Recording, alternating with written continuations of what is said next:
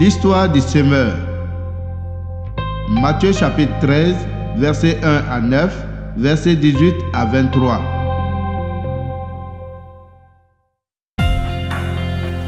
Ce jour-là, Jésus sort de la maison et il va s'asseoir au bord du lac. Des foules nombreuses se rassemblent autour de lui, c'est pourquoi il monte dans une barque et il s'assoit. Toute la foule reste au bord de l'eau. Jésus enseigne beaucoup de choses aux gens en utilisant des comparaisons. Il leur dit, le semeur va au champ pour s'aimer. Pendant qu'il sème, une partie des graines tombe au bord du chemin.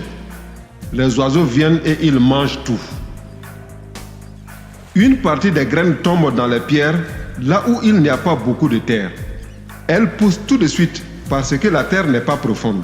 Mais quand le soleil est très chaud, il brûle les petites plantes et elles sèchent parce qu'elles n'ont pas de racines. Une autre partie des graines tombe au milieu des plantes épineuses. Ces plantes poussent et les étouffent. Une autre partie des graines tombe dans la bonne terre et produit des épis. Les uns donnent 100 grains, d'autres 60, d'autres 30. Et Jésus ajoute, celui qui a des oreilles, qu'il écoute.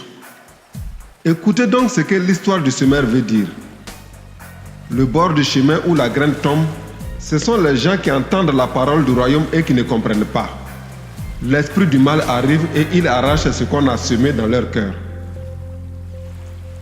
Le sol plein de pierres, ce sont les gens qui entendent la parole et qui la reçoivent aussitôt avec joie.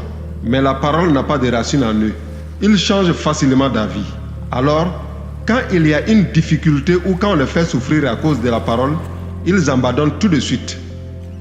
Le sol couvert de plantes épineuses, ce sont les gens qui entendent la parole, mais qui s'inquiètent pour les choses de ce monde.